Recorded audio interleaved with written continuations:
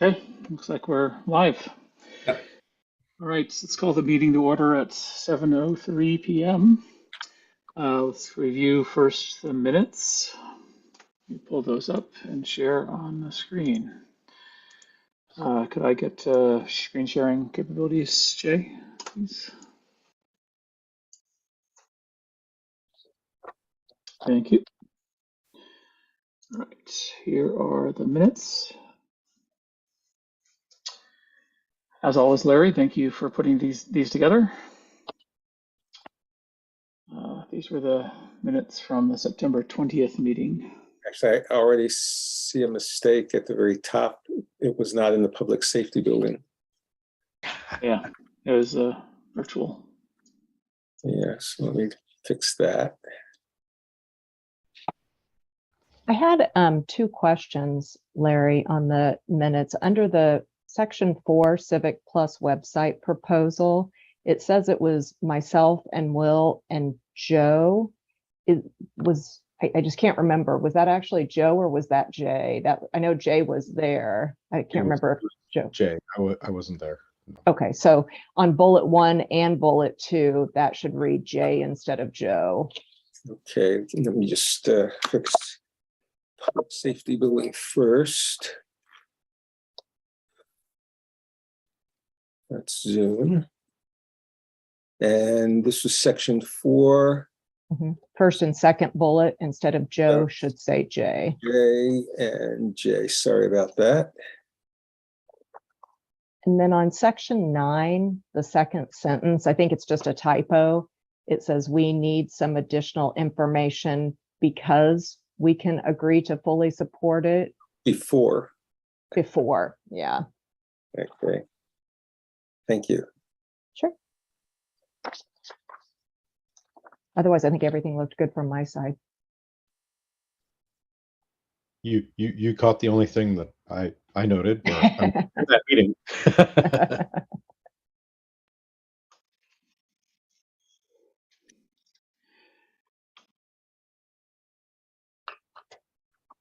Okay, any other comments, corrections?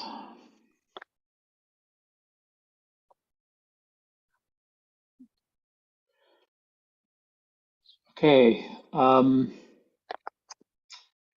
propose that we approve the minutes with the corrections of the location as well as changing Joe to J, correcting it from Joe to J on the website, as well as changing this because to a before.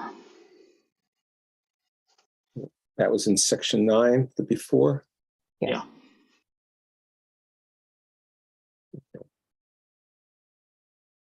Any seconds? Seconded. Okay. Who did that? Good. That was Joe. Joe, yeah. We both said it at the same time. Okay, let's go around for the vote. Angela? Yes. Larry? Yes. Will? Yes. Joe? Yes. And likewise, yes. Thank you, as always, Larry, for maintaining those. All right, let's jump on to some brief updates. I don't know if we're going to need all of our time tonight. Obviously, one of the reasons why we scheduled this meeting at this time was primarily so we can get through the town meeting articles that have technology-related expenditures. So I'll make sure we get to that. But I do think we should touch and review some of these other things, such as user experience research. So following our last meeting, I went ahead and engaged this volunteer and put in place a volunteer contract with that user experience researcher.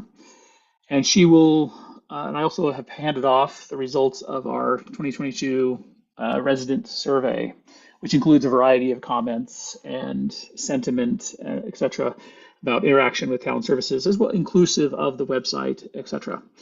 So she's just barely getting started with that. I only handed it off a couple, like yesterday or the day before, can't remember. So she's just barely getting started with it, but the next step would be to analyze that and she's expressed an interest in following up then possibly with some additional interviews, one-on-one interviews with town residents. I've agreed to help facilitate those. And then also potentially interviews with department heads. And all of this will help. I think there's multiple sort of outputs or outcomes when the principal purposes of her research will be to will result in help us help guide the plan and modules that we want to see for the town website. But that's just one area. I view that her work, even though I'll initially focus, on the town website, I do view that her research and work will help us in other areas, identify other areas, opportunities for improvement for subsequent projects, subsequent systems that we want to spend more time on, etc. So that's that in a nutshell. Any comments, questions on user experience research? Okay, town website upgrade proposal. Angela, do you want to cover that? We did a little bit of research to understand how we start to move the funding request forward. And it sounds like the next step is that Jason, as the department leader, would submit a funding request that goes through capital as well as select board. So we're meeting with Sam Stivers and Kathy Cook tomorrow to talk through a presentation that Jay put together that essentially walks through what's been done to date, the problems with the current system, the benefits of the proposed upgraded system, a high-level schedule, and our current estimated budget. We do note on the presentation that the user experience work needs to happen first, and then that is an input into the presentation.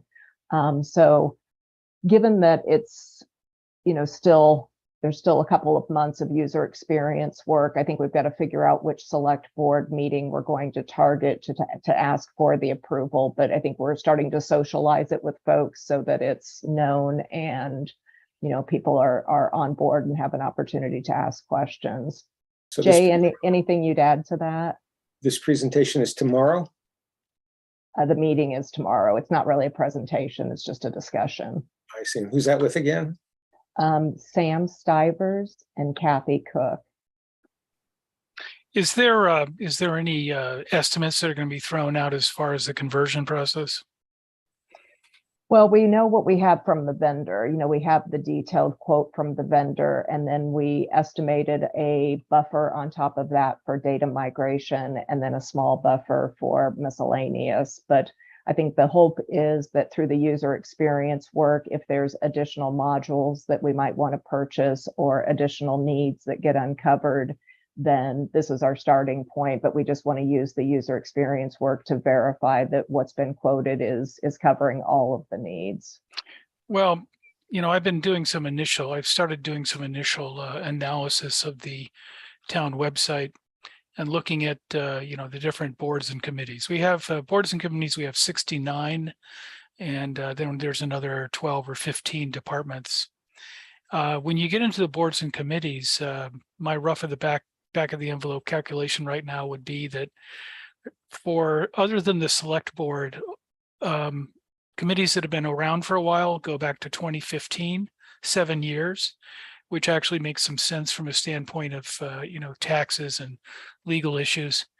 And back of the envelope, I'd say other than the select board, you're talking somewhere around 3,500 documents that are, represented or posted by those different boards and committees. That would include agendas, minutes, extra documents on top of that, other documents that they have, like the advisory committee has a lot of additional documents. And then the select board itself, they go back to 2009. And I think that's very important, once again, to convert all of it that's currently online.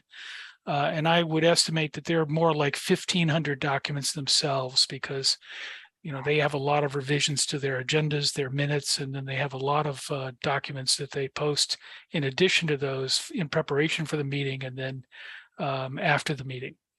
Do we So have I any think we're data on how often those documents are being accessed? And no, but on the other hand, as I said, right now most big committees go back to 2015. I wouldn't understand why we would not want to, move that over. didn't and Mr. Hegarty said that we only had to have a year? Of he only agendas said, and he said 3 years. I don't agree with that. So I thought he I said really 1 do not year. agree with that. I think what's happening here is we're kind of getting into like two different things, two different topics in a sense. Is we need to upgrade the website, but then we also need something for retaining our documents. And it can't be just our website. We need another option of retaining and having the ability for residents to access those documents whenever they want to access those documents. Well, Because and not public just records don't and have being that. able to access them, Jay, in a way that makes sense. So, for instance, the ADA committee, there's no longer a link that gets to the old ADA committee that was up until last year. If you want to see their minutes and agendas, you can do a search, but you get back something that's practically unintelligible. It's difficult to go through and see that you've got everything and to understand the context. So, I mean, I understand what you're saying, but what I would say is that, we're talking about a big body of documents, and I assume that we're going to be changing the content management system that the documents are actually stored in. Right, but I think that's part of Jay's point, and that is that the documents don't necessarily need to be stored in the CMS. Yeah. I mean, given that people accessing these documents are accessing URLs, you don't really care where they are. And it could be that just from an organization and cost point of view, putting them all on AWS, for example, just to pick something out of a hat, might be the easiest thing to do. And people don't really care. They're going to click on the link that says minutes of MTC meeting on 20th. I agree with that 100%. My concern is just that there is a way to reach the documents that is comparable to what we do today. And I don't care where the document gets sourced. I agree. Yep. I believe that based on our previous discussion, the documents are not, we don't have a quota. We don't pay per document. I believe it's per pages. So the actual CMS content, the actual page conversion is what we have to pay for. We have a bucket of so many, but the actual documents that are stored and indexed, there's not any sort of limits on that. That's from our previous discussion. But it is going to take time and labor to move to wherever we're going to move to, right?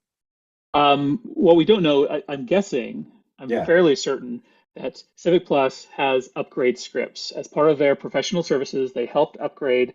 They probably do require more manual manipulation or manual checking of the HTML content that's migrated to the new system. But for the raw documents, the PDF files that are stored in the system, I'm guessing that's a script that runs in the back end and it just mass migrates those. As long as the new system, links to the new link location, then we're good. Well, but when you look through the different boards and committees, like you look at zoning or planning or things like that, you look at advisory committee, for instance, trails committee, they have a lot of additional pages behind the main page that are not necessarily, compliant with any script that would be currently had by Civics Plus. So what I'm trying to do is get a handle or understanding of that so that, when we do some type of conversion or when we say, here's the new site, that people are not constantly coming to us and saying, well, where's the stuff I used to have, right? Or how do I get to stuff that I no longer know how to get to? Yeah. Well, I don't mean to say pages. These are documents, most of these are documents, but then they are organized via pages, which are not necessarily standard pages. Okay. And, I guess this sort of moves to a set of questions that I had. Some of these you and I were talking about on Saturday, Will. Do we have any long-term statistics on accesses to the website? How many accesses per day, per week, per month, whatever which pages have the most access in this, which pages haven't been accessed since 2014. And So that's really a question for Jay to see whether or and not we have related to data. that, and getting to the point that Will was just getting to, is there any technology embedded in the website to capture search terms, to see what people are searching for with some regularity? Because those are the kinds of things that we want to make sure. I know the website that I maintain, I actually go onto some of the pages and explicitly put, meta tags in there for certain words that might not actually be on the page, but that people might be using to find that page. And knowing what people are searching for might help us ensure that the accessibility is better over the long term. I'm pretty skeptical that there's a lot in the way of meta tags. I mean, let's turn time over to Jay. Jay, what do we have in terms of log for searches or accesses, etc.? So I know that Civic Plus can provide us with some type of data of accessibility, like whatever, whomever is clicking on what and how many times they're clicking on it. I would have to reach out to the rep and have them try to pull some of that data for me. I can tell you this, I don't know how much they're tracking, in a sense, is because it's an outdated, in a sense, website. So I'm not sure how much they're tracking, like, very granular, or is it just like per click? Is it one click, that they're just, clicking on, the MTC, or, what it means? I'm not too sure how granular of the report can be, but I can definitely reach out to them and find out what that is. That would be very helpful, I think. Yeah, And I'd love to feed that to the user experience researcher, because basically I think Larry's point is a strong one. Like, let's use any data we already have, especially, and if we need to, maybe we should consider, depending on what their new, that's actually a great question for their new platform, is what built-in tracking and analytics does their new platform have, and do we need to supplement their new system with our own analytics, separate tracking platform, and embedding within the pages. And I'm pretty sure, I'm not just pretty sure, I'm almost positive that the tracking on this new site is a lot more granular, in a sense, as I was just saying. It's going to track what, how many people are visiting the site, where they're actually going to, what they're searching for.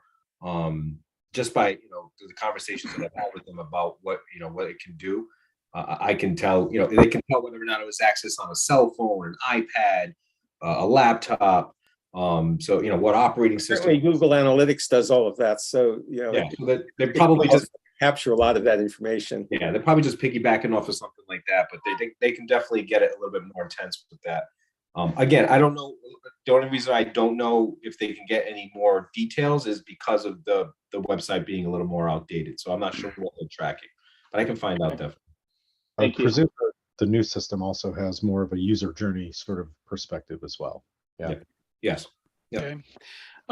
Another question I'd have is just, right now you can use Drupal to create new content or new pages that link to existing pages. Will that be something, will it be feasible for, schmoes like me to do something like that in a new system, or is this going to have to go to a central group, or is there going to have to be licenses, or what? Well, and as far as the licensing part goes, I'll have to get more detail on that, but I know that the platform is a lot more easy to roll through and create pages and create, different tabs, whatever whatever the site is going to be. I know it gives you a it's a whole new editor. It's a whole new editor. Departments will be able to update their own content. Yeah, it sounds like it's going to be a lot easier. That's the foundation here, right? I remember the old days. I used to be a webmaster, right? A webmaster was the person who changed your website, and he was the only, or she was the only person who could do it. You email the webmaster when you want content changes. That was like 20 years back. I understand that was 20 years back. What I'm interested in is what we'll have going forward.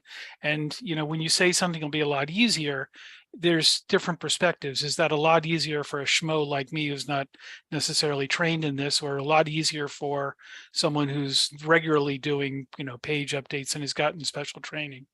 Yeah, this is where user experience research comes in. We need to I'm pretty confident that I'm pretty Jay, that, Jay's probably completely right here.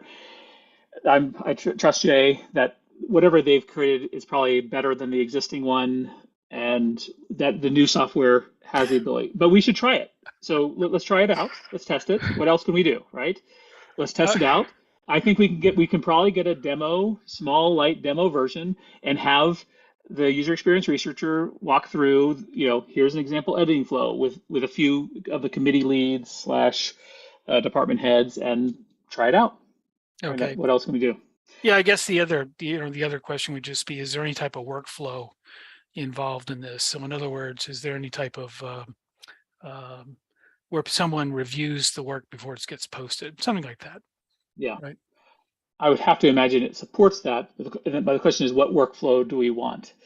Like, I would hope that committees would be fully accountable, responsible for their own, if they want workflows, if they want approval processes for within their committee, but they shouldn't have to have any sort of central approval or approval outside the committee or outside the department for approving changes. Okay. Is there going to be a presentation for tomorrow? It's more of a discussion with Sam and Kathy. We just created a document to help guide the discussion. Okay. Yeah. So currently in the proposal, there are, like I say, I think that the actual documents are free. We can migrate, whether we migrate one document or 1,000 or 10,000 documents, those get migrated without cost.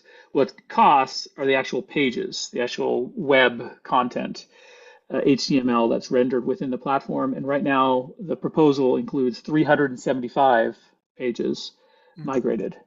So it would be interesting to see how many current pages we have, actual pages, but we should be willing to rethink. I mean, we shouldn't just copy and paste the existing website over to the new website. We need to look at, most people search now. They're not doing the click and drill. So, what's the user experience that we want people to have? How do we make it easier for them so that they're not having to click down, 5 and 6 levels in order to get to the stuff that they want? One question: when you say 375 pages, is that 375 different unique templates?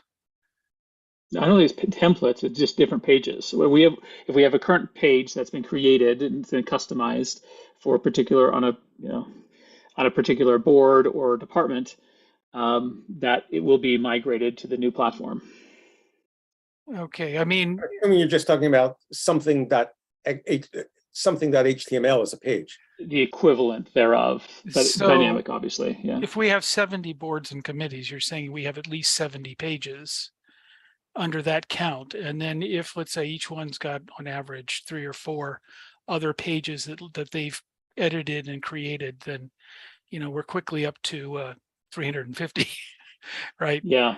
But there is additional money in the request in case we needed additional funding for data migration. So we put that buffer in case there was additional funding that was required to help with that migration. I mean, a lot of the boards and committees they probably use the exact same template as, a different board or committee, but they've got,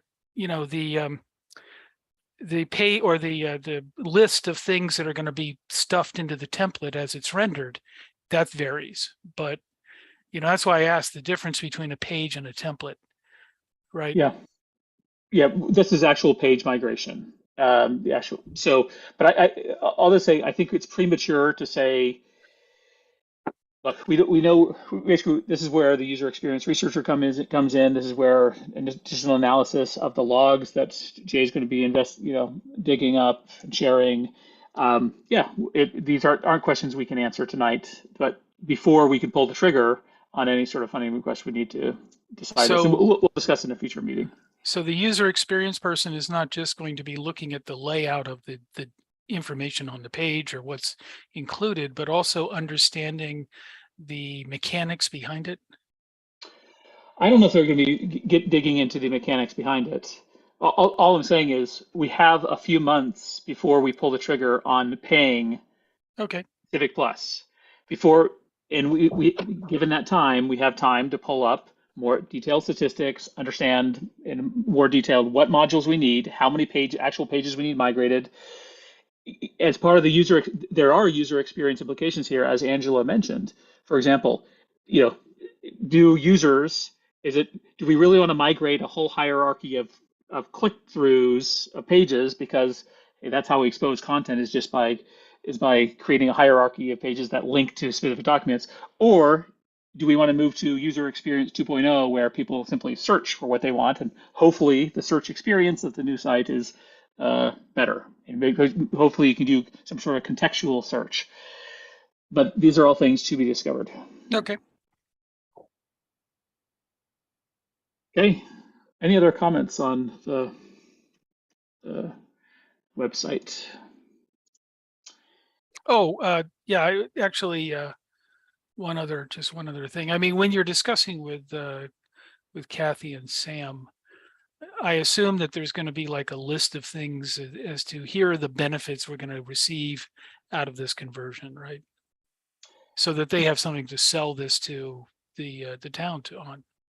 Yeah. I mean, Yeah, they asked for the Jay's- meeting. They said yeah. they had some questions, so I'm not exactly sure all of the questions that they have, but Jay created a slide that has all of the benefits of the new version. Yeah. Okay. Yeah. Are we, I mean, one question you might want to talk with them is whether or not it would be useful to have some type of beta team or focus group, I don't know, marketing research focus group kind of thing, where some people from the town are just brought in and, here's what it's going to look like. What do you think? Do you think that's going to be easier to use? That it might be a good way to popularize Well, what's going on. I can tell you this. There is a big portion of towns and cities around us that are transitioning to this new website with Civic Plus. We're not going to be the first, and we're not going to be the last to transition to this.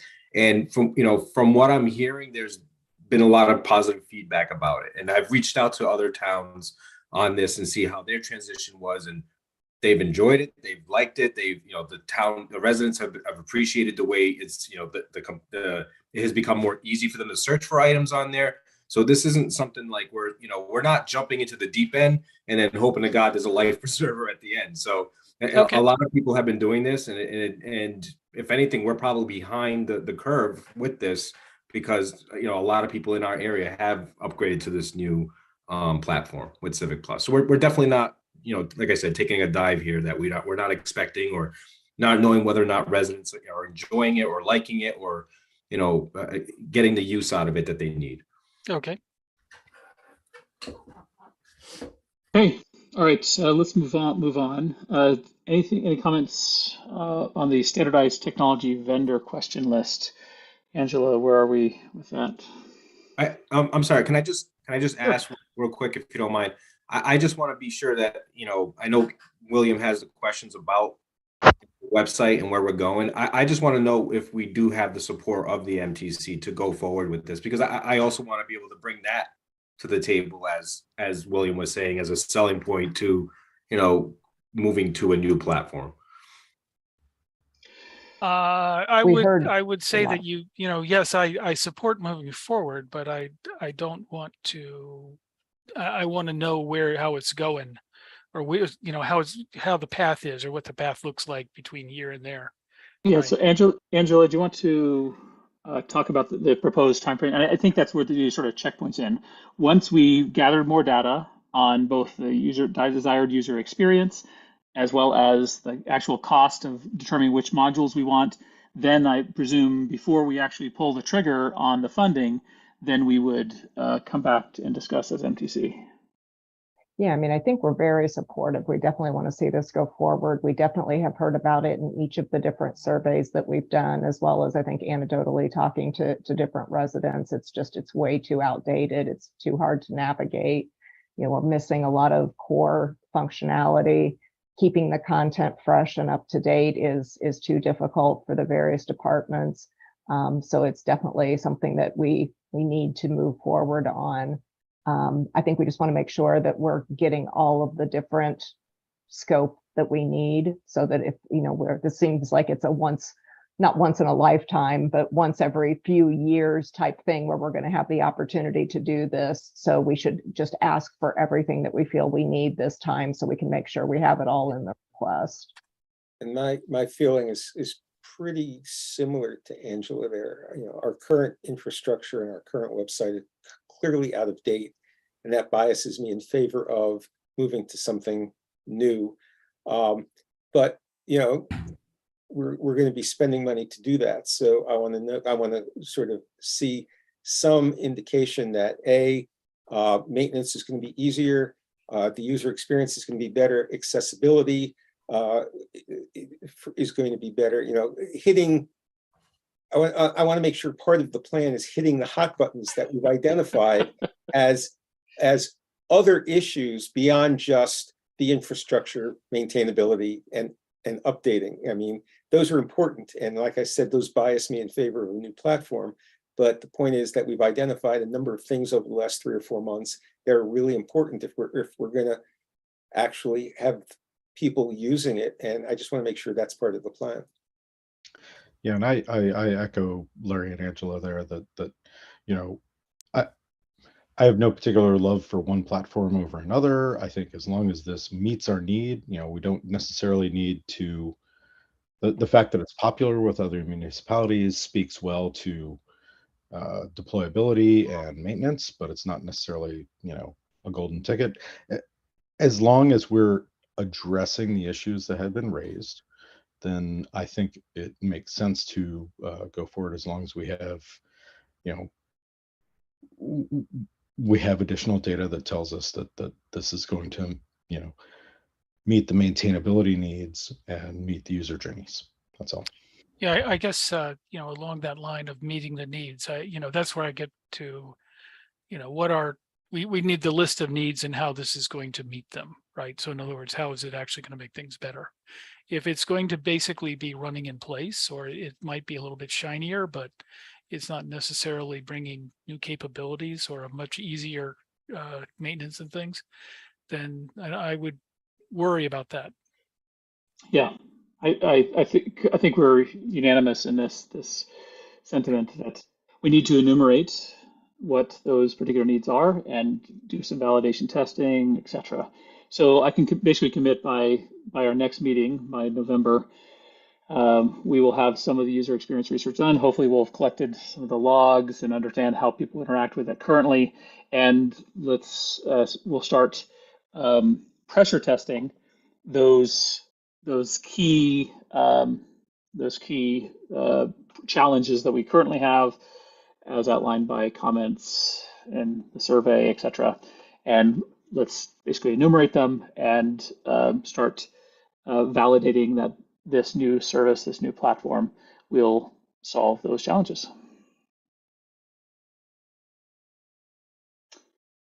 Okay. Do you have concerns, Jay? I guess the only concern I do have is with ARPA and the fact that we're going to the select board tomorrow, and Sam is in the audience, so maybe he can answer to this as well. But we're going to ARPA. We're going to the select board tomorrow to ask for funds, to talk to the select board to ask for funds from ARPA. Are we too premature in doing that now, or is that something should we?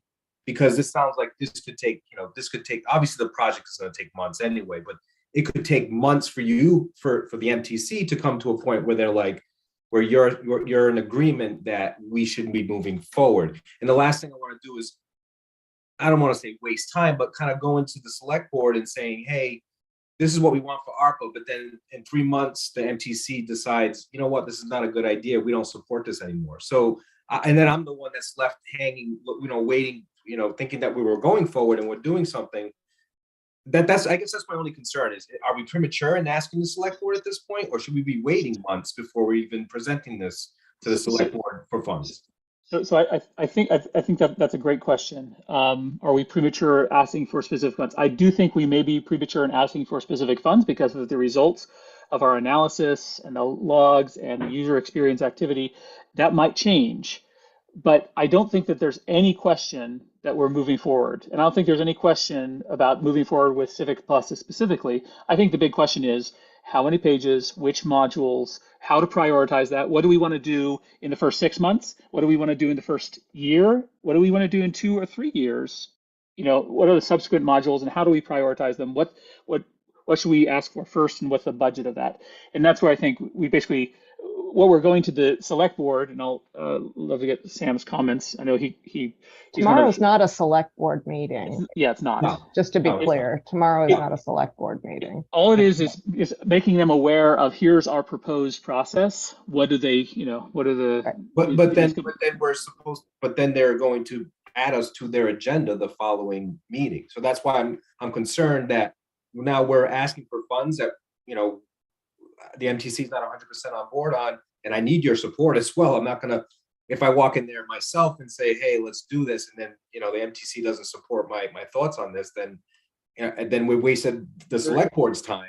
Although I think that's a little bit, I think that's a reasonable point of view, but it's in a sense a little bit upside down. And, you know, to Joe's point, I don't really care what the infrastructure is. I mean, there's lots of choices there. I think we've all agreed that Civic Plus is a reasonable choice for us to move forward with. I'm happy with that decision. I have no reason to question that decision. What I'm interested in is information that says, here are the problems we want to solve, and here's how Civic Plus is going to solve those problems for me. I'm assuming that those answers exist. I mean, we might not actually know yet exactly which problems we want to solve, but once we know, and I think that should be a priority, being able to demonstrate both to the MTC and eventually to the select board how this choice of a platform is going to address those issues, I think is the most critical aspect here. Because, you know, if it's not going to address the issues that we've raised, then as good as Civic Plus is, why bother? So, you know, I haven't heard anything here that isn't supporting the move to Civic Plus. What I've heard here is that in order for the argument to be persuasive, we now have to take the next step and say, here's how Civic Plus is going to address the problems that we've identified. And I think that will be persuasive both for the MTC as well as for the select board. Yeah. And that's precisely where the user experience research, that's where we do interviews do pressure tests. We talk to the department's heads, we talk to various citizens, we take, you know, before and after, we enumerate the user journeys and say, here are the current challenges with the user journeys. And here are the key problems that we want to fix, and we show before and after. And so what we're simply doing is we're being open. We're not simply going to the select board and say, here's a funding need. What we're doing is we're saying, here is the process. Do you have any recommendations or changes, desired changes in the process? It definitely shouldn't be immediate, in my opinion, an immediate funding request. So let me get Sam's thoughts on this. I'll go ahead and allow him to talk. Do you have any thoughts, Sam?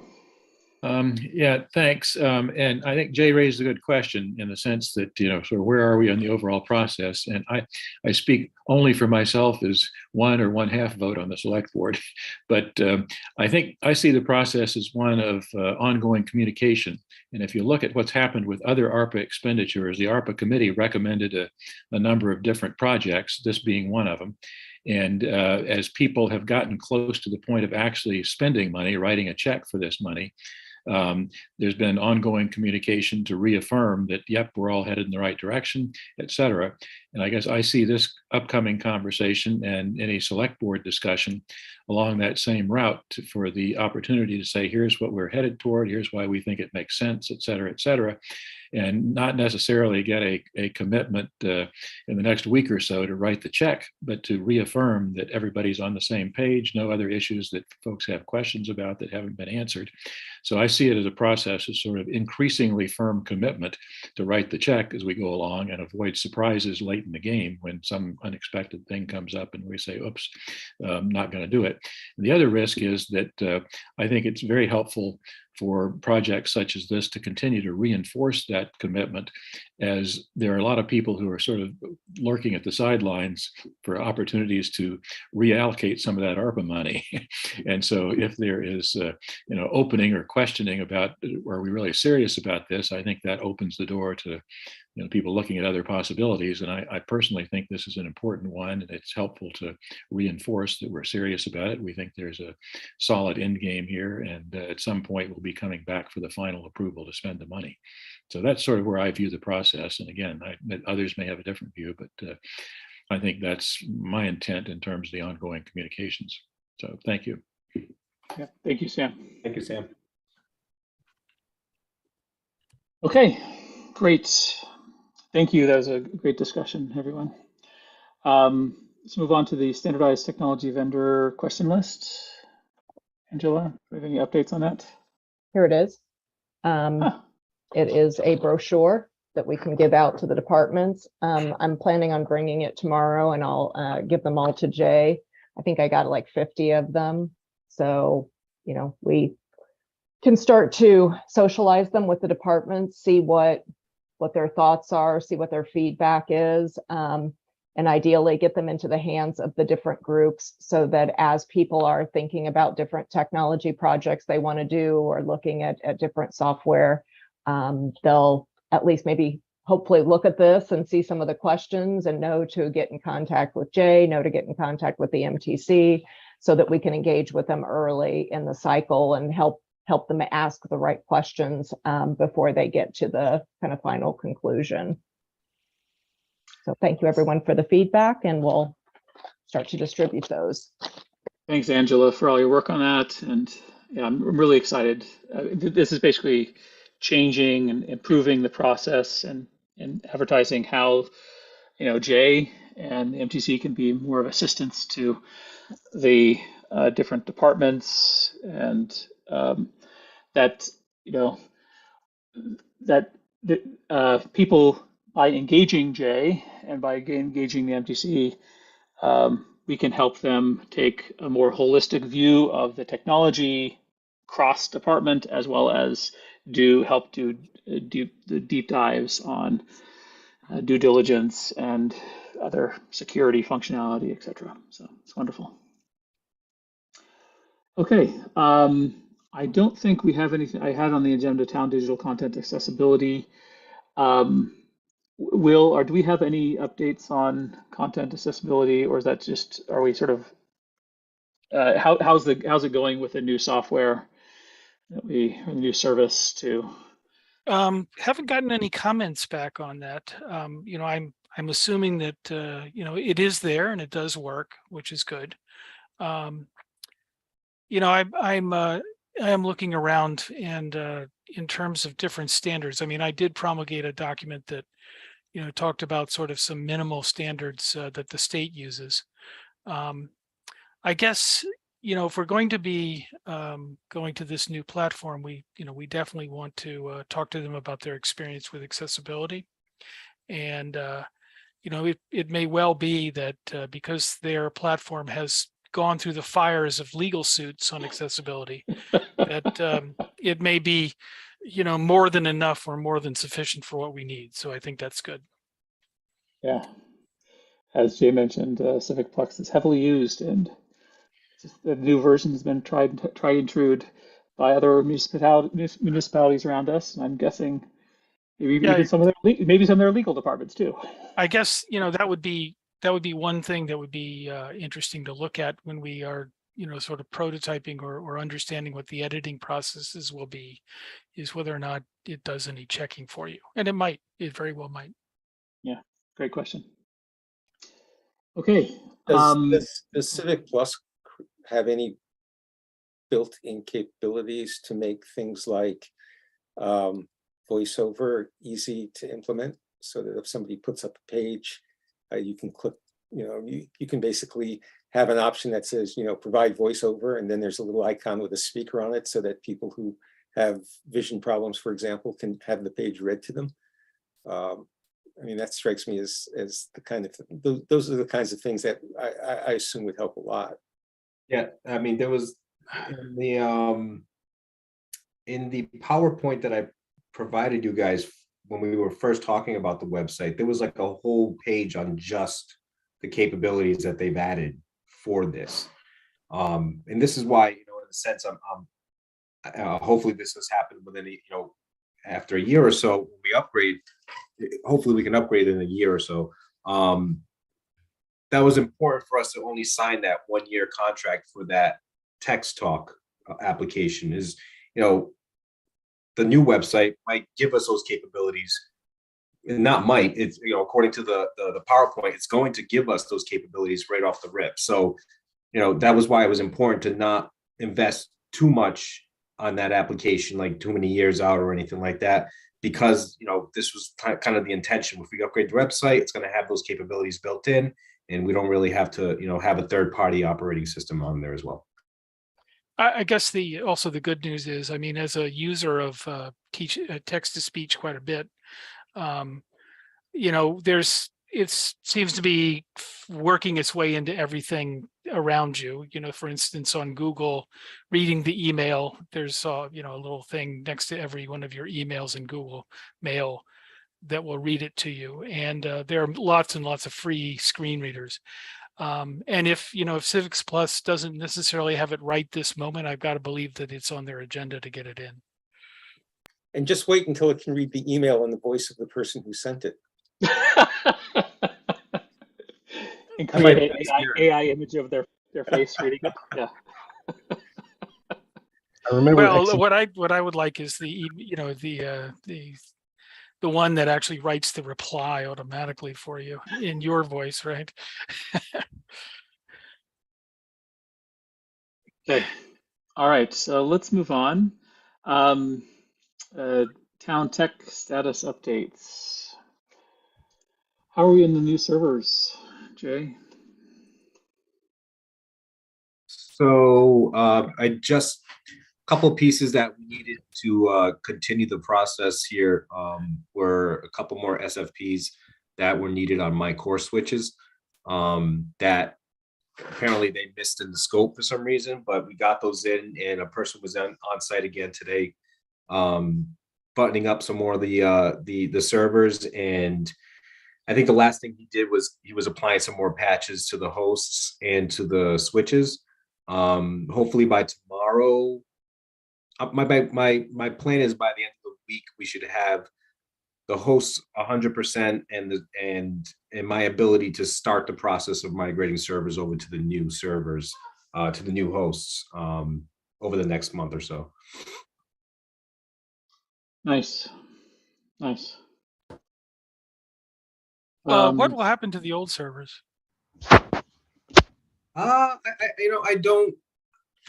had a couple of ideas on things that I'll start to hopefully talk to, you know, to you guys about and get some insight on. But I don't, at this point, I don't have any like solid plans. I was thinking maybe along the lines of like a disaster recovery type, you know, server setup in some way or sense. You know, I had done something like that in the past, but again, that was the past. Things have changed, and there's a lot more, you know, better technology out there to do that. But as of right now, there's nothing in concrete, but there might be some ideas I'm thinking of, at least that they don't go to waste in a sense. That's good. Bitcoin mining, maybe. What about a Doom server, you know? That too. A Bitcoin server. We can collect some, I don't know. Yeah. And now that they've moved away from proof of work, the old servers will be just fine. Yeah. Exactly. They'll be just working perfectly fine the entire time now. No problems, no issues. Okay. Well, that's great news. That's congratulations. That's it's been a long time coming. So that's Yeah, good news. definitely. And how are we on the network architecture review? I know, Joe, you were doing some stuff offline on that. Any updates? Yeah, a little more progress. I got some questions out to Jason today. There's a little more integration of updated data versus the info that we had from the summer. But progress, just hopefully I expect if, you know, my time constraints are loosened up. So hopefully we'll be able to iterate over the next couple of weeks pretty faster. Yeah, I'll tell you, you picked a bad week to send me that email. That's Dude, I know the meeting's coming up, and yeah, town meeting and everything. I'm totally swamped. I see that email. I was like, oh, was this from like a long time ago? it's the draft that was sitting there that just got a couple more updates. I'm like, all right, push what I have. Push what I have. Yeah, so bad week. You might not hear something from me for a little bit, but I'll get back to you as soon as I can here. No, it'll be a lot more tight iterations once you get back. That's all. All right. Great. Okay. How about the security posture assessment, the external or independent security posture assessment? How's that going, Jay? It's going good. I had a person on site last week. We had, we kind of went to every single building in town, reviewed, different locations of IDFs and the MDF, access to different buildings, how the access is done. Went over some more documentation internally. Also supplied some of the minimal policies that we do have in town, but as many as I could. That's another, long-term project for myself, is to have more policies in place that I know are lacking in the town, and I have never really had a chance to attack yet. And now that I have that opportunity, it's something that I have on my foresight now to kind of get going with. And that, just hearing that as well from the vendor as well is like, yeah, you know what, you're absolutely right. There are tons of policies that we should have in place that we don't have in place. But I should know more over the next couple of weeks. They said they're going to start putting some reports together and documentation together, and they're going to start sharing that with me. We'll have some more meetings to figure out where they're at, if they need more info from me, if they need to actually Q&A some of the managers in town for some of the items that are on there. But I won't know more, at least for another week or so. Okay. It's great that it's moving forward. I personally love to join some of those, just even as act of the fly and wall, listen in. So if you do have a upcoming meeting with them, if you wouldn't mind adding me, I'd appreciate it. Okay. And especially if it's a virtual, that would be wonderful. Okay. Okay. We don't have Ryan from the schools on tonight, so we'll skip the school section. Let's jump to town meeting articles. I think last time we discussed the electronic clickers for voting at ATM. I think we took, somebody keep me honest here, we took a vote on that one last meeting. Is that correct, Larry? I believe you did. Okay, let me pull up just 100% confirm. Yep, Yes. we did. You're right. Okay, great. So we're going to skip that one. Plus, we don't have Mr. Haggerty here. Let's move to the pavement management system. And Mr. Stivers has offered to join us today to explain that. I know he's had a variety of conversations with many people in town and select board talking about this. But I thought it would be great to have his explanation for the system directly to us. So, Mr. Stivers, do you want to cover that? Sure, I'm happy to talk about it. Actually, that's not on the town meeting warrant this time. And we got funding for that through a state grant. So that's, I think, like 27K or 30K, something like that, that should cover that expenditure for us initially. We've sent an RFP and got 5 responses. 2 of them really weren't very competitive. We interviewed 3 finalists. The last one we interviewed today. And Mark Purple and I also visited Sudbury DPW, who is using one of these systems this afternoon. We had a chance to chat with them about their experience with it, which was very helpful.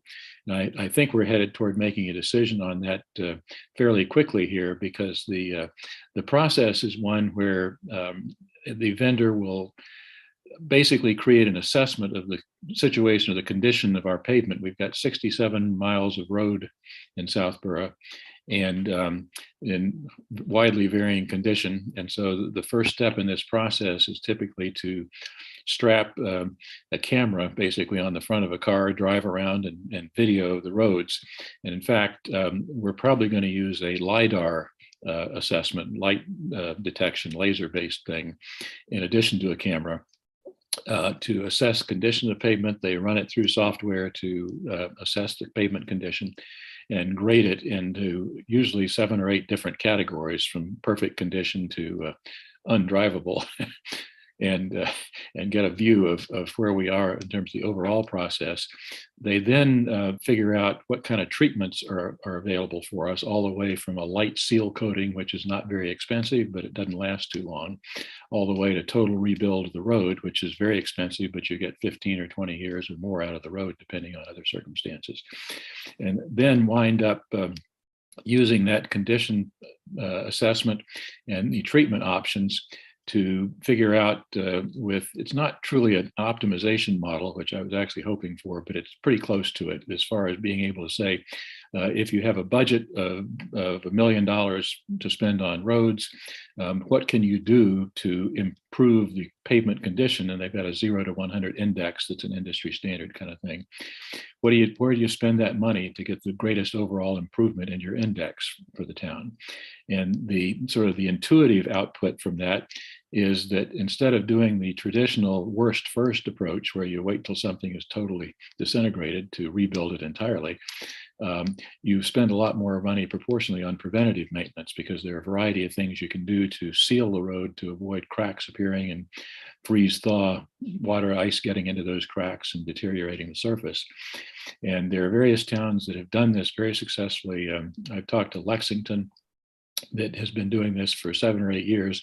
They've taken their overall pavement average from condition from like in the 60s to in the mid to high 80s over that time period, and saved, they claim, several $100,000 a year by spending the money more smartly in terms of preventing things from degrading. And so it clearly is going to be a multi-year project.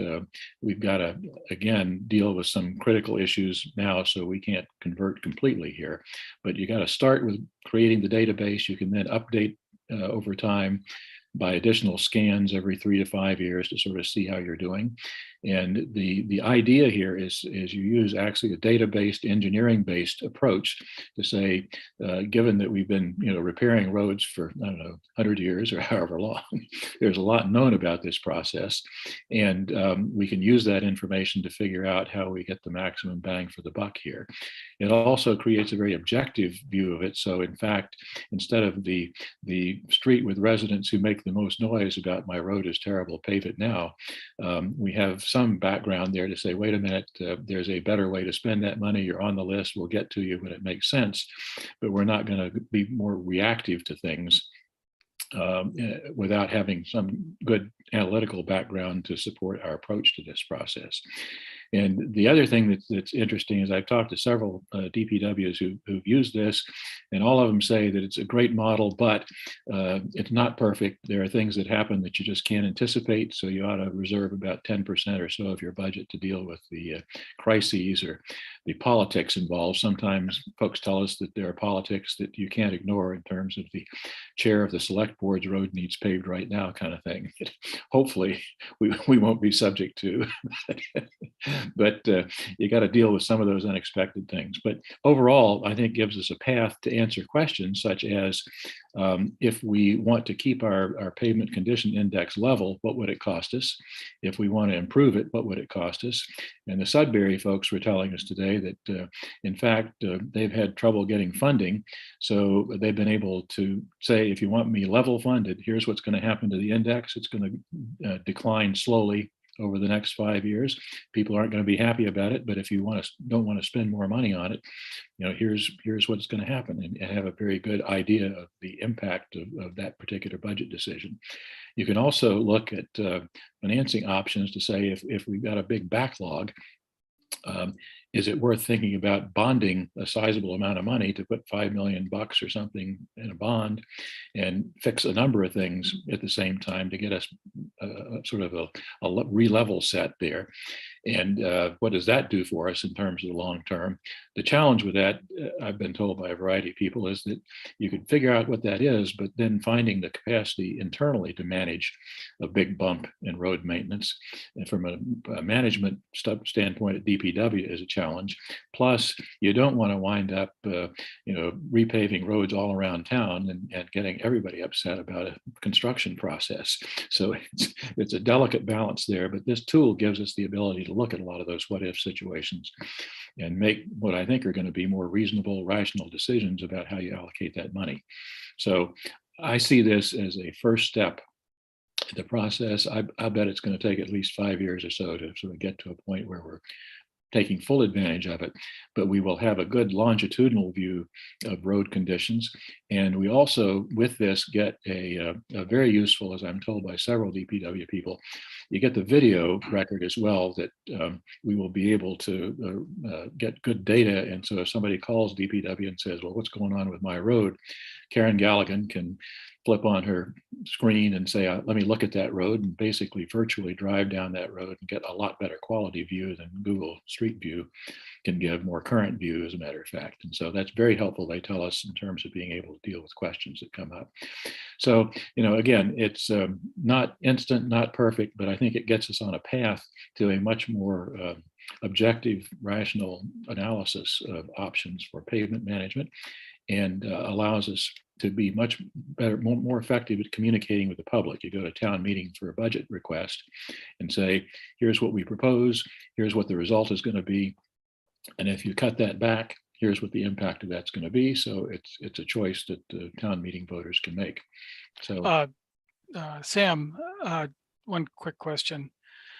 There are places in the current pavement that it's not necessarily that the surface is bad, but that the leveling or it's really quite bumpy. And yes. I'm thinking of 3 places in particular. One is turning into the front of the townhouse to get to the parking lot. I mean, Yes. it's a really bumpy. The next is coming out of the townhouse, getting onto Route 30 is very, very bumpy and awkward. And then there's another turn that I'm used to, that turning off of 85 into Mount Vickery Road, there next to the post office, is Yeah. also Yeah. extremely rough. I mean, it's not like the surface is rough, but there's a pothole. It's just that the leveling or the the contour is so rough. Yeah. Those are the kind of things that these models actually have the capacity to, define road segments as short as 10 feet or between intersections longer, as you want to do variably. But I think, well, my guess on this is that actually winds up as a separate project, because that's not really paving so much as it's dealing with an intersection kind of thing, discontinuity that should have been fixed the first couple during the Main Street project, actually, and have been sort of on the pending list. Right. So that's not really the main focus of this, but you could certainly use this model to segment those pieces and prioritize them, just from more of a convenience standpoint than the fact that the road is going to deteriorate there. Right. So. Sam, But again, I think this is a good step in the right direction, and will help us communicate the fact that we're managing this in a reasonably fact-based, engineering-based, objective way that will deflect some of the criticism from people saying, you got to pave my road right now. But there will always be people that whatever you do are going to come up with that same question. So. I really like this project because I think it actually is so in alignment with one of our core goals, which is being a very data-driven town and actually using data to make the right decisions. I'm just curious about how would the DPW staff interact with the tool? Is it something where the tool's run by a company and they're given a report and then they just basically base their maintenance on the report that they're given? Or is there any expectation that we would have to train people on the system and they would be interacting with it on an ongoing basis? Good question. And we've talked about that with folks. And it is interesting. There are a variety of approaches the vendors take to this stuff. And I think that our goal has been to find one that Karen Galligan can actually work with. And we talked in actually some detail with the Sudbury folks today about that, and got good feedback in terms of the ability to not only interact with the system effectively in a variety of ways, but at least a couple of the vendors we've talked with provide, the deal is you get a year or two of ongoing support from the consultants who actually set the thing up for you. Great. And hopefully we get to a point where Karen or maybe Jay in his spare time takes this one on. But we do need to deal with ongoing ability to use. From what we've seen so far, the majority of the systems we've looked at are relatively user-friendly, map-based. They're all in the cloud. So we've got data in the cloud that we can have access to and use from various GIS platforms. There's pretty good connectability there as well.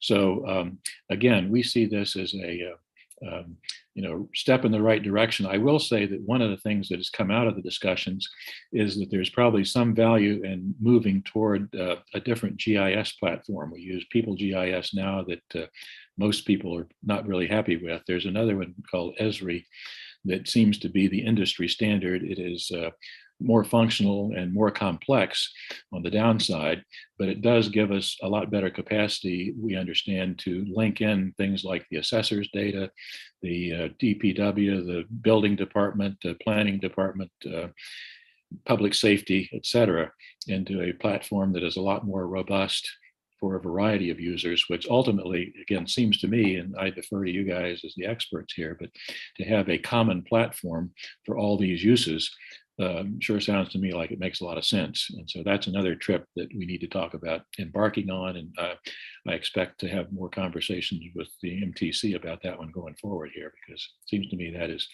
directionally at least correct. And the question is, is there a better choice? If not, think about this. What's the budget implication, timing implication, et cetera, et cetera. So for later, but again, this GIS that we have can work with the pavement management people that we talk to today, and we'll deal with the other part of it later.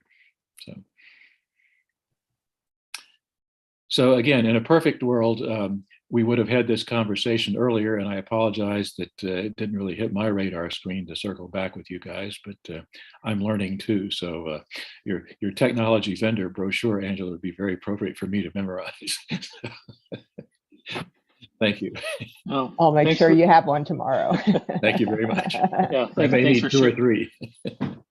Thanks for sharing, Sam. And I do think it'd be appropriate for us to vote our support of this. It sounds like the article maybe even dropped from town meeting because it might be paid for elsewhere, but I think it's useful to show our support for this one anyway. That would be good. And if anybody has concerns or questions or whatever, I'd be glad to chat offline. But and I think as you narrow down your vendor, the proposals, RFPs, it'd be great to I'd be very happy to know there are on MTC as well as Jay, obviously, in helping evaluate, making sure that they meet our security requirements because they are fully cloud-based. Very happy to help. Okay. Jump in there. So. Okay, thank you. Okay, I propose that we support the proposal of the road management software as outlined in as Sam has outlined, as contained within the town meeting warrant, even though it may be dropped from town meeting, but I propose that we support it as an MTC. Any seconds? Okay, Angela seconded it. Great, thanks. Let's go around. Joe? Aye. Will? Aye. Larry? Aye. Angela? Aye. And likewise, aye. Thank you, Sam, Thank you. for driving that. Thanks. This is exciting. And as Angela said, this is great to showcase that we want to become more data-driven. So. And Matt, I forgot to mention, at least one of these vendors, in my opinion, the leading choice at this point, includes a sidewalk scan as well as part of this process. So part of this LiDAR photo thing, you get sidewalks, although you don't get condition assessment on sidewalks, but you get things like street sign inventories, that's capability there, and sidewalk and ramps and cutouts and things for accessibility. You get at least a database to work with as a starting point for those kind of expenditures as well, which I think is a Actually, Sam, when you're talking about accessibility, will this note places where poles have been put in the middle of sidewalks? well, it'll certainly see those, but we don't yet have a plan for software evaluation of finding those poles. But it's Well, is it going to result in a series of video files that cover the entire town? Yep, cloud-based on the roads. Oh, so that would be something that could be quickly reviewed, I would think. Sure, you could have, and the public works folks I've talked to about it say they use that all the time. If they got a question about a road, pop up the view of the road, drive around on it. So I guess one other issue will be whether or not this resolves the issue of whether or not there is a sidewalk that goes all the way from Route 30 down to the public safety building, but that was an issue of some debate. It will resolve the issue if there is no such sidewalk. It will determine that analytically.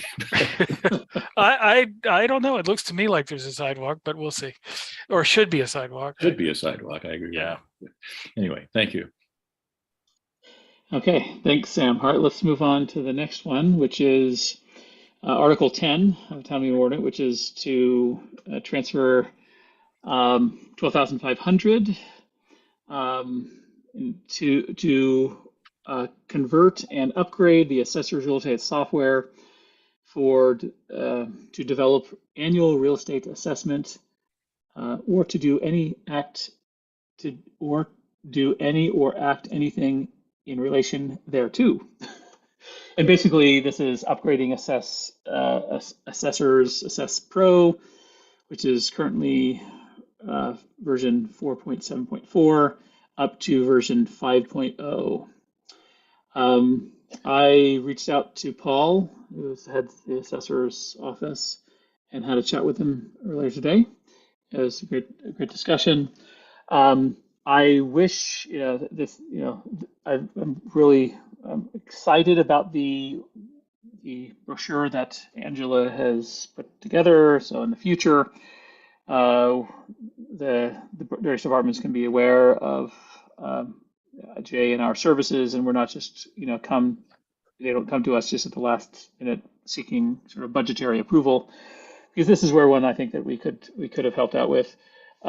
There are, in my little research, this falls into a class of software called CAMA, which is what does CAMA stand for? Computer assisted mass assessment. Basically, it's used for towns to assess the value of property used for taxes, and pretty much every town out there uses and county uses this software. So we are using this software by Patriot. You've been using them for quite a few years, and now the current version is end of life. And they have been developing for several years, this new version 5.0, and other towns have upgraded. And apparently we recently hired a new employee in the assessor's office. And rather than train that person on to build custom reporting on our existing software and then have to redo it, the new software, the proposal is let's go ahead and push forward with the upgrade. Jay, am I missing anything on that one? Is the existing software cloud-based? No. Is the upgraded software cloud-based? No. Are there this looks like it's a fait accompli, but are there cloud-based solutions that we would have proposed potentially if we had the opportunity? Yes. Okay. Thank you. Yes. In simple Google search, I found several cloud-based platforms that include things like resident portals, so residents can directly log in, and direct mobile access. So basically today there's a virtual machine. I'm guessing it runs SQL Server or some sort of relational database, as well as serves as object store um, for all of their images. And then there's a thick client that runs on Windows clients. Is that accurate, Jay? So you mentioned too about cloud-based solutions, but and there is, but apparently there's this whole other process in the background that Paul was telling me about, that they have to pretty much recertify the town. It costs upwards of $25,000 to recertify the town to use another software. So this is the software that they've been using. This is the software that they've been using for quite some time now. So instead of jumping to something else different and spending more money to recertify the town to use that other software, they have to, the best option for the town would be to just keep on using the same software, just upgrade to the newer version, so that they have a better application to use. So I just wanted to kind of point that part out, because I remember Paul mentioning that to me. But yeah, there's nothing less of what you've spoken about already, Matt, about the new application.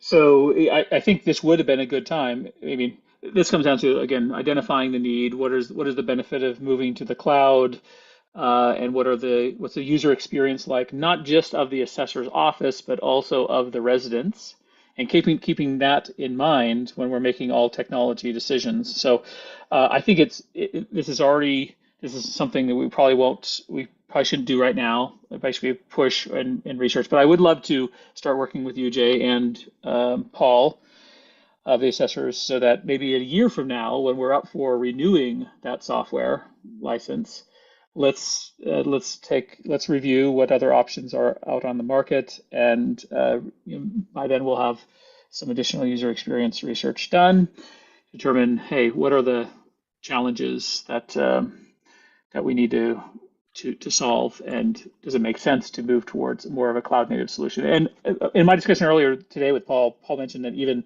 Patriot is moving towards the cloud. They recognize this is something. So maybe by that time, in fact, he even said that maybe by early next year they would have a cloud version. So hopefully, fingers crossed, they'll have something. Yeah, that's true. Yep. I would like to, though, propose that even though they might not have a cloud native solution out there, we should still consider any new deployments and new virtual machines. We should propose that we should start with cloud first, even just as infrastructure as a service. So rather than deploying these as new VMs on our existing hardware, existing infrastructure, what are your thoughts, Jay, on basically using cloud infrastructure as a service? And so even though the software basically sit in a virtual machine in Amazon rather than on local infrastructure. Particularly with this application, you mean, or just in general? Well, certainly in general, and then this as an example. I know we've had discussion many times about public safety VMs, but this is one of the few VMs that we're still running on-prem that is not public safety related. Yeah. That I think would be a good candidate to start. Since we're deploying new virtual machines, let's go ahead and deploy it in the cloud. Yeah, no, I agree. I listen, the less worries I have in my network about somebody impacting some type of device that is essential for the town, the better for me. So I'm totally in support of migrating as much as I can to the cloud. When the time comes. So yeah, no, especially with this application, Paul did let me know that they weren't cloud-based currently, but they were doing that within the year or by next year at some point. So that's, yeah, I mean, if we can, if the year contract only gives us, where I only have to have something on-prem for a year and have to, support it internally and externally for that year, and then we can migrate it over all to cloud, by all means. Let's take that opportunity. Let's discuss it and figure out what the best solution is, bringing it over. So what I'm proposing, I know that Patriot themselves are looking to deploy and run a SaaS option as a service where they would run the full software and infrastructure. And today they basically support it running as a virtual machine. And what I'm proposing is that instead of deploying a virtual machine on-prem for SS Pro 5.0, this new version that we'll be deploying, let's deploy that virtual machine in the cloud. So Okay, I got you. basically, yeah. Sorry. I misunderstood you. I'm sorry. Yeah. I guess the only question I would ask about that, I think it's a really interesting idea, and it seems like a good halfway point towards our goal of actually using cloud-based solutions. But do we have a sort of logistical or political issue? I mean, we just spent $80,000 on a bunch of new servers, and that would seem to me to make it a little bit difficult to justify spending X dollars a year with a cloud provider like AWS to host something that we could host on one of these new servers. I agree. I agree with that part, partly only because of exactly what Larry said. We just funded these servers, and their lifespan is at least another 10 years. I mean, another 5 years before we have to worry about looking into a different option. But I mean, these servers are going to be more than enough to handle anything I need to throw at it for the next 5 years. But I also, to Matt's point, I do agree. We do, getting it off of my network and putting it to some type of cloud service would definitely be something that I am not opposed to. I would like to see us start spinning servers out in the cloud if we need to. But Yeah, what's that? I looked at some budgeting prices, last year at some point, and maybe I was looking at the wrong numbers, but it didn't seem like it was like the pricing was there in a sense. Maybe it's going to be better in the next 5 years. Again, Matt, don't hold me to that.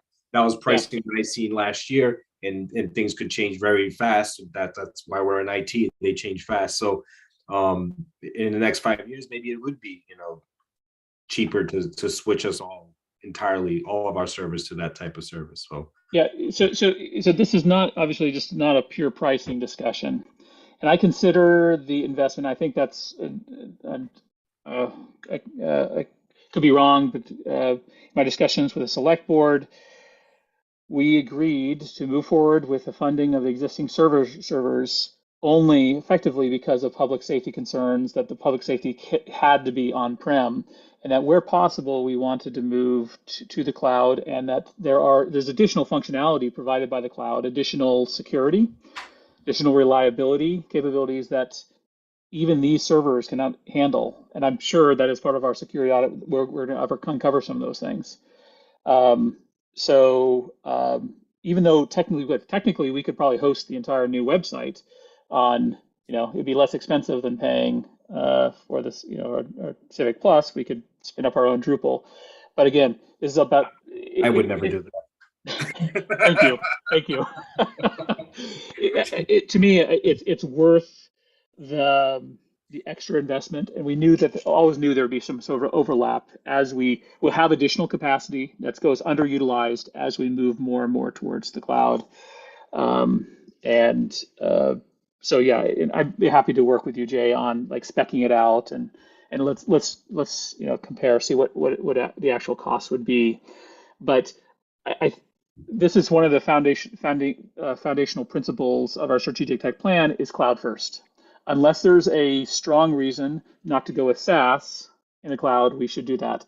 If SaaS is not an option in the cloud, we fall back to infrastructure as a service in the cloud. And if for some reason, like public safety, where we do not have redundant connectivity to the cloud, and that's what's preventing us from going public safety VMs to the cloud, we default to on-prem infrastructure as a service. And it's sort of that order of logic. So yeah, I'm in favor of we need to take a vote on this one. I'm in favor of supporting the upgrade, and then of course working with Jason on optimizing where possible. Like, let's see if we can start the deployment of this one in the cloud as a virtual machine, but just upgrade the software as proposed by the assessor's office.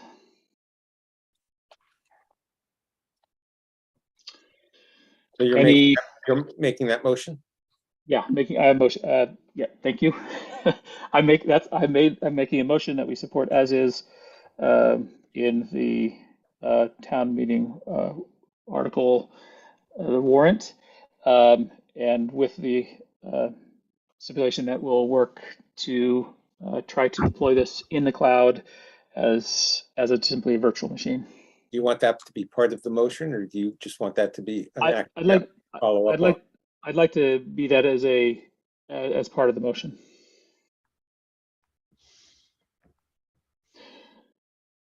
Second. Okay, let's go around. Angela seconded. Thank you. Joe? Aye. Will? You're muted, Will.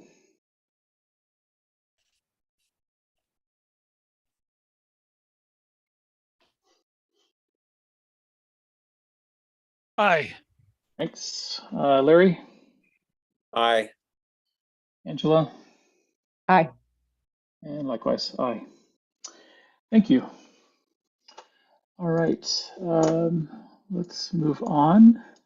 Our agenda. Mobile network coverage hole, cellular deserts. Angela. I don't want to talk about this anymore. It's driving me crazy. Oh. That bad, huh? So I came up with the idea that we could have one of those TV news troubleshooting crews that like solve problems for people, come out and like, try to help solve the issue. So I actually reached out to a few and all of them said no. So we're back to having to open individual tickets with a subscriber and basically try to pen the petition to the individual ticket. So I'm still working on that. Most of my time over the last few weeks was more on the website and getting the brochure done. But now that those are complete, I can focus on it a little bit more. But none of the news crews wanted to help. So we're back to trying to deal with the telecoms directly. Well, Angela, no one threatened to send you to Guantanamo, did they? No. Well, not yet. Just not yet. The problem here is the antagonist is not a bully enough, I guess. I don't know. Investigative reporters aren't biting. Well, yeah, I like I said, Guantanamo. Is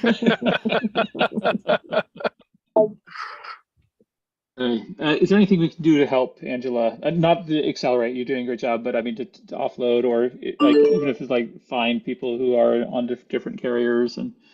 I mean, I've got a list of everybody that signed the petition, and a lot of them commented what service they had, so I can just reach out to them directly and see if they would be willing to open up a ticket. And I think some of them, I can get somebody who'll do it.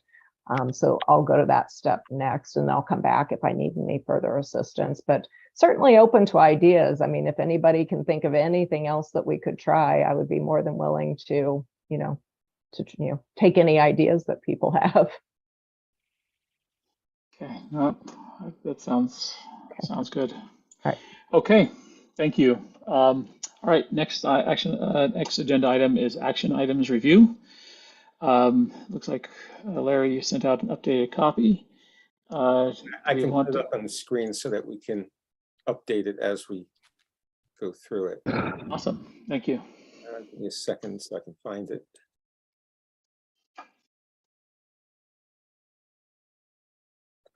Okay, do I have presenter privileges? No. Could I get presenter privileges?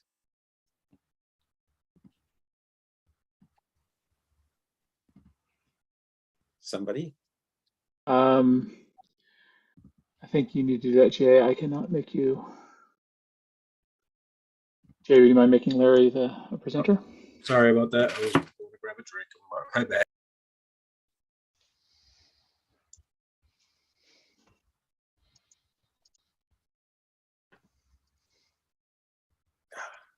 There we go. How about that? Okay. So this is pretty old because we really haven't gone through it in a while. And there's a bunch of open and in progress ones that we should just go through and decide whether we're closing or whatever. I opened a few items at the top just to cover things that we've been talking about. It seems like we ought to add another one tonight while I'm here. That is investigate feasibility and pricing for implementing SS Pro as a VM in the cloud. And that is, I guess, Jason and Matt. Yep, I think so. And this is open. Okay, so let's just go from the bottom up quickly if we could and see. So town meeting is long past, so I think this is probably resolved. Resolved. Great job on that, yeah. Next one, updated Service Monkey account. What happened with that? We got the budget. I need to work with Jay on that. I think So it that's was, the one- budget was allocated to the IT department for that, so Oh. it's still open. Oh, budget has been allocated? We got approval for the budget. I think before town meeting in the spring, yes. And I think it was allocated through the IT department, so I'll work with Jay on that. Okay, so today.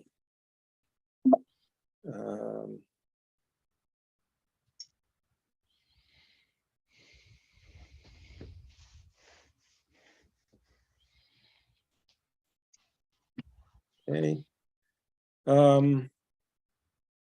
That is resolved.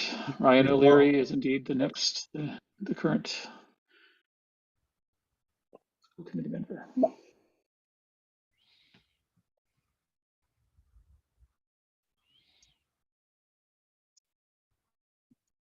Okay, so this is resolved.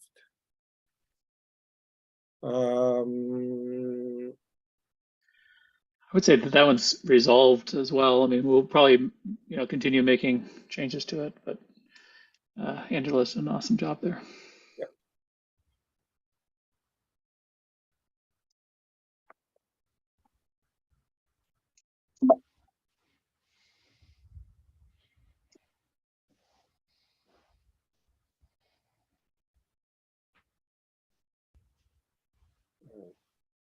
Like a brochure.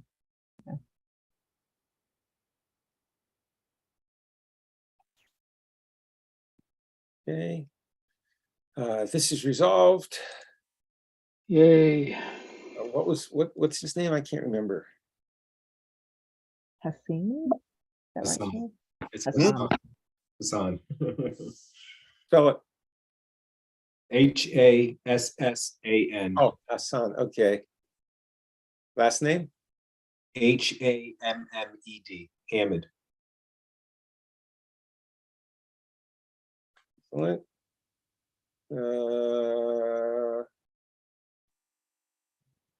This is something we were talking about quite a bit for a while.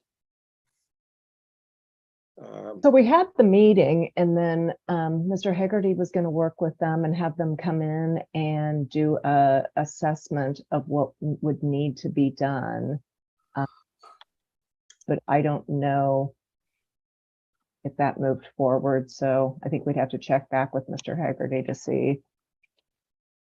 Yeah. Guessing it's just still in progress. Okay. So ARPA funds for SCADA security.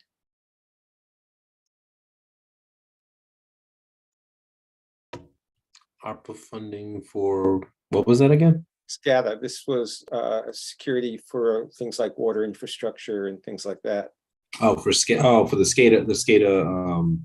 I haven't for ARPA. No, I have not talked about anything with ARPA with the SCADA because it's right now it's currently segregated from the network entirely, but a lot more would have to be involved with that because it's the DPW just connects to it. Another town manages it. So they kind of just go in there, turn whatever they need to turn on and off, and they don't have like the full access to the SCADA application. How's the connectivity, Jay, on that? Like the other towns managed it, so Yeah. like the actual controllers, the actual software sits on in other towns. Do we have some sort of cross link where they have, like do we have wires that go to these other towns? Like how is it? Yeah. I mean, from what I can see, they have a special device that's connected at the DPW, and communicates over the internet to their devices, which brings up a like GUI splash screen for them to interact with the devices. And again, it's like an on-off for each pump in each location, nothing more than that.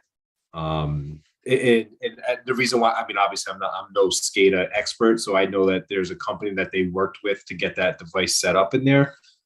I would have to, again, I don't even know how much access we would have in a sense of messing with any of the operations on it, unless we reached out to the tech that installed that piece at DPW and with the town that it's associated with. Is it true that the reason why it's the other town, it's because really multiple towns have sort of outsourced the technology to a common technology vendor? Yeah. Is that the reason? Yeah. Yep. I can't remember the name of the company. I would have to get it. It's literally like they have like a business card inside of that room of the company, so they can contact them in case anything goes down with it. So I can get that information if you'd like. Do you happen to know if this consulting agreement for security assessment has these systems within the scope of that assessment? They do. I told them to add it in there to kind of review it as well. Okay, wonderful. Yeah. Okay, That's awesome. Continuing on, let's see. Can SSO be set up for various online services used by the Board of Health? I think we've actually had that as a broader topic than just the Board of Health at some meetings, but we haven't discussed this since March, it looks like. So has there been any motion of any sort here? Oh, you guys are going back in time right now. I feel like I'm just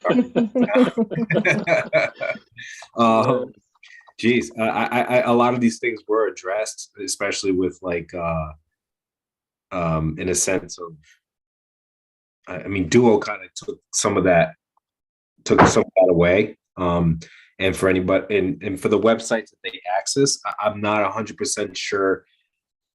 In most cases, all the websites that they go to have some type of two-factor authentication set up for them on each one of the websites that they go to. I don't know each one of them by name, but I've seen some of them with Taylor and Heather at Board of Health and with Barbara.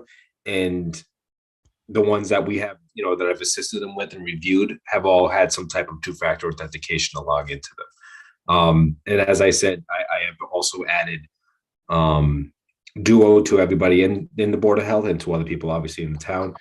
But also they have a badge now to scan, to release prints at the printer for HIPAA compliance as well. Great. So yeah, I think obviously we shouldn't talk about a lot of security details in these meetings. We'd have to go into executive session to do so. But I think as part of the security assessment, if it's not a produced artifact as part of the security assessment from these consultants, is something I would love to do. Put together on the side is let's take an inventory of all web services that the town's consuming by department and identify which ones have both multi-factor and SSO, because it's not just it's both. There's benefit to having single sign-on, not having to deal with credentials for user administration, etc. So Should I close this particular one and we can decide whether we have a Yeah, I'd broader say so. want to open at some point. Yeah, I'd say so. Yeah. Next one, Senior Center is sending a program for providing personal assistance for online issues. I don't think this is really our issue anymore, right? I do want to follow up with the senior center and the library. I think the library has been running some programs for assistance, and I know that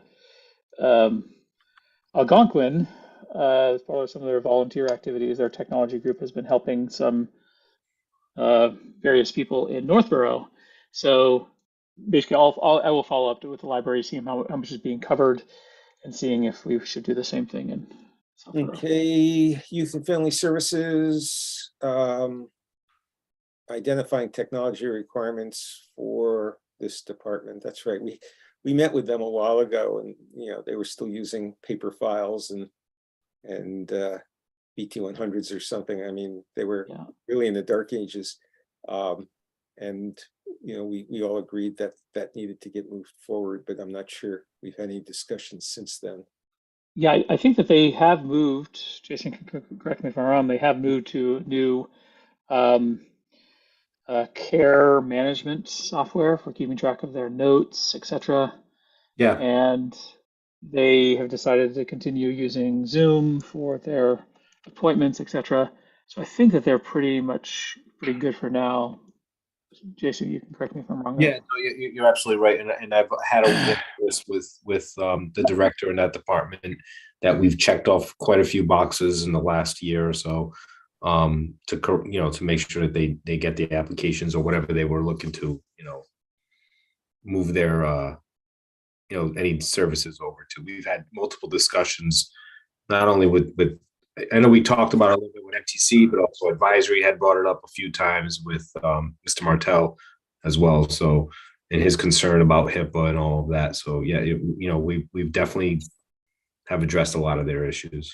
Do we want to keep an action item open to invite them back in to have another discussion? It's been like a year. I'd say we close this one, but I think we should, as we've done previously, we should get back into invite the various departments in to do periodic reviews, but we can close this particular item. Okay, status of .gov. And that's something that I definitely would like to do when we migrate this website. I would like to tie it all in together, if I can. So that has been, let's keep it open, and that's been part of my plan is when we do this, migrate everything over at the same time. Okay. Awesome. So this is old now. Yeah, that was done. Email department heads for file cabinet estimates. That relates back to the Iron Mountain work, so Oh, that right. one's still open. Okay, yeah, where are we with Iron Mountain? We had a meeting with Iron Mountain, and then the next step, they were going to come in and talk with Jim and go through their current setup. And as part of that, we were going to give them estimates of how much paper we thought each of the departments have. And then I think I went on vacation, and I haven't talked to him since. So I need to loop back with him and just see kind of whether that meeting with Iron Mountain happened. And I still need to collect the data from the departments. Okay. Yeah, leave it open. Yeah, and let me just put a.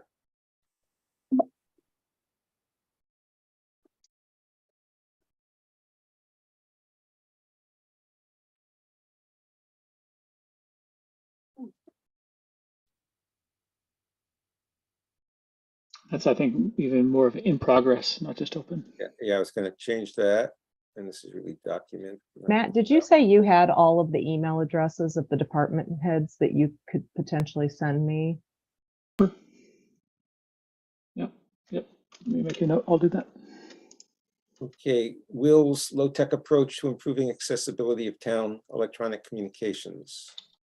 Yeah, I'm still working on that. So let's just put that on, keep going. Okay.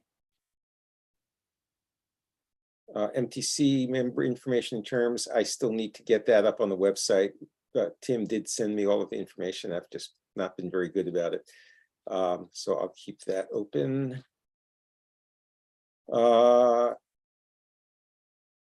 Okay, so actually this starts getting to be, we actually had some of the things that I added this morning.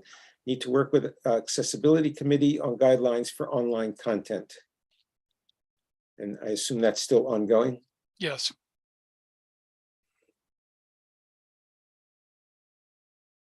And that's Will for now. Something I was thinking about this in earlier discussion this evening, second internet service provider, selection and connectivity and setup and all of that. Yeah, that's still a work in progress. I'm reaching out to a couple of vendors on that. And Jason, I'd be happy to work with you on that. Was that Joe? Yes, sir. Okay. Okay. Okay, so I'll put Jason, Joe. Yeah, something that I push on a lot is I'd like to see a network diagram. Yeah, Joe and Jason are working on that. Yeah. Yeah, But you again, should- any review of that would be, of course, an executive committee. Just Yeah. a reminder.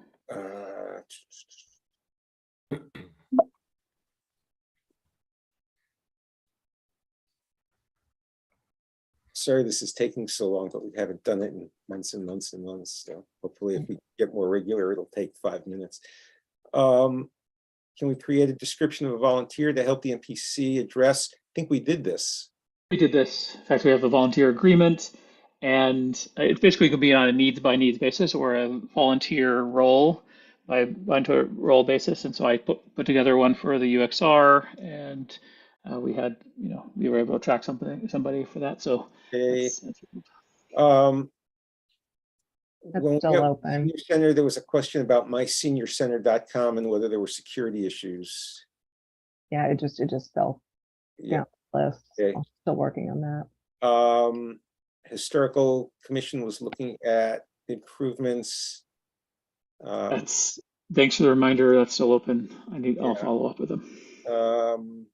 Okay, so these are the new ones I added today, some of which might be duplicates now that I've gone through the others.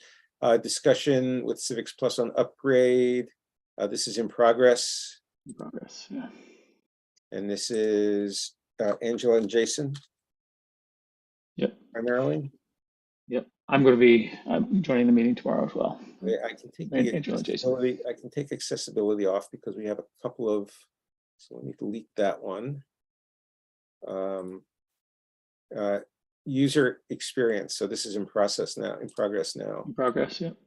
And Nat is running it, and we have a UXR volunteer consultant signed up and starting to do some work. Yep. Transfer station, something we've talked about over a couple of meetings. That's in progress. Yep. I think it will be, we're still looking into the different options and clearly stating what the problem is we're trying to solve. So it's in progress. Yeah. Okay, this is the new one. It's open for now, and this is going to be Matt and Jason. Yep. Okay, and that's it.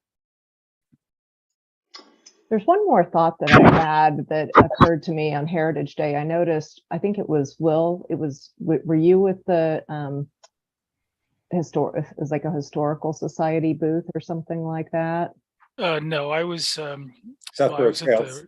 I was at the Southborough Trails next to this Southborough pretty Trails. rough-looking guy, and he was at, the Southborough Open Land Foundation. Yeah, that was my wife. Yeah. Well, we just missed it because obviously Heritage Day was yesterday, but like next year it could be a good opportunity to have a booth if we could think of like what type of information we would have there and how we would publicize the MTC. Yeah, I think that'd be great. The Trails Committee had a booth, and there was a lot of interest. One thing that Kat McKee did is she signed up like 62 people for the e-alerts in terms of trail stuff. And, that might not be a bad thing to get in people interested in signing up for the e-alerts.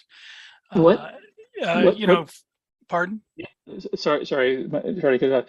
What system do they use, and do other The departments use the town's same? e-alert system, in other words, when you subscribe to, when minutes and various things are published for committees. So it'll send out an email when On the they're, town website. yeah. And the other thing that we did is we handed out trail maps. Now, in the case of the MTC, we might, be handing them out something that directs them as where they can get relevant information, or where they could get help. Another thing we might, publicize would be any type of accessibility tools or add-ons that we have. And I guess the other thing would be, we could certainly, have some, I wouldn't recommend a computer, but have some pictures or something of the new Civics Plus, or what the new features are. It could be a great time to advertise the new website. Yeah. And, signing people up, for the Trails Committee is very useful, because then when there's going to be some type of guided hike or something, we can, get that word out.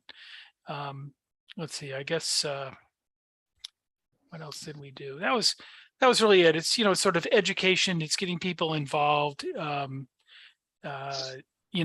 if you can create anything to hand out, that's always a good thing, get people engaged. I love that idea. So maybe we should put that as another action item for next year, is put together a booth. Right. And, as I said, Kat McGee has alien superpowers, but, she got 62 different people's username and login and such to put into the system. So, that's really going to be great for advertising more hikes. And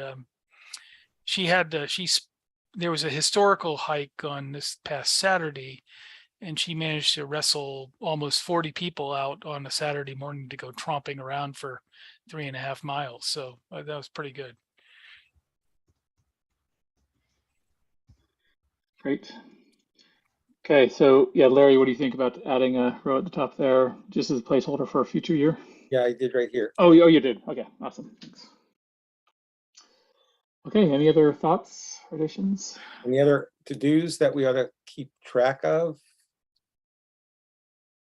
It's much easier to edit at the meeting than remember them after the fact. Did we discuss the dump access issue? Yeah. We didn't discuss it. It wasn't on our agenda today. There wasn't really an update, but it is an open item. Yeah, it's on. But it's on the to-do list. Okay. Yeah, it's let's see, in progress. Yeah, we did go through it. Actually, oh, right here. One thing I'd like to add to the list, if it's not there, and probably it settles on me, but to try and figure out the issues around trying to provide the live broadcasts from the library for things like Meet the Candidates.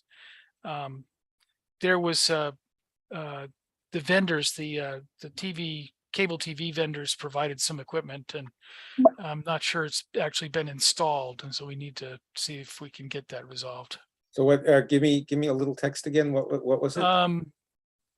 Enabling live broadcast on Southborough Access Media from the library. Is that also what Jay needed to help with the Board of Selectmen audio issue? No, he needs a big stick, but no, this is for the library, not for. That's very true. Don't you sit on the cable committee, right? Could you help him with that? Well, no, this will be a to-do for me. But okay. Oh, you mean with respect to the microphones? No. I'm running the other way, and as I said, I artfully sidestepped the whole issue about cell phone issues. It took a lot of practice, but I did. Great. Thanks, everyone. And just on time, let's take a look at our count before we adjourn. Let's take a look at our calendar for a good time in November. There's a good time in November. Yeah. You're not going to have a good time in November? Oh, I'm gonna have a good time in November. It's just if they're a good time in November to me. Yeah. So obviously the week of the 21st is Thanksgiving. Probably should avoid that because people are traveling.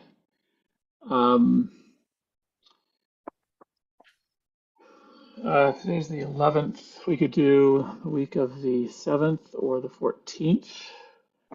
Okay, well, if we do it the week of the 7th, I can make it, but we're actually leaving the next day. We're leaving on Wednesday, and we'll be away through the following Tuesday. So we'll be on an airplane the following Tuesday at this time. So I could do the 8th, but I couldn't do the 15th. Okay. Can everybody do the 8th? It's election. Is that election day? Oh, that It is is election day, yeah. It is election day. Yep. Are we allowed? We're allowed. Are we allowed to meet on election day? I don't think we are, from what I remember hearing, but I could be wrong. But I can talk to the town clerk tomorrow, see what he says. Matt, this is Sam. I don't think so. I think they don't allow meetings on election day. Don't allow meetings. Okay. That's All right. How about the 7th? The day Yeah, before. I was going to say I could make Monday. Also, I mean, if I don't know what people's plans are, but Tuesday during Thanksgiving week is still 2 days before Thanksgiving. Nope. Okay. Yeah, I could do Monday the 7th would be good for me too. Okay. How about everybody else? It works. I think so. Make it work. You can make that work, Jay? I think I can. Okay. When Great. something comes up. Okay. So I think I heard also from Joe and Angela. Is that correct? Work for you? Yeah. Awesome. All right. Let's pencil it in. Monday, the 7th of November. And I think that would be probably work well also. It's sort of shifting a little bit earlier in the month. So once we hit December, we'll hit the beginning of the month because I know once it towards the end of the month and New Year, it's really crazy. So this will work well. Okay. Thank you very much, I move everyone. adjournment. I second that. Let's go around. Vote for adjournment. Will, Aye. Angela, Aye. Joe, Aye. Larry, Aye. and likewise I. Thank you, everyone.